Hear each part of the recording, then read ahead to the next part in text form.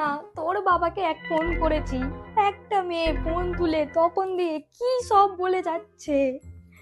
লোকটাকে আজকে আসতে দে, একটা হেস্ত নেস্ত আমি করেই ছাড়বো, তোকে আমি এই বলে দিলাম। এই সংসার আমি করব না। এই বয়সে মেয়েদের সাথে ফুর্তি, আমি কোর্টে মামলা করব। হ্যাঁ, কই দেখি ফোনটা দাও।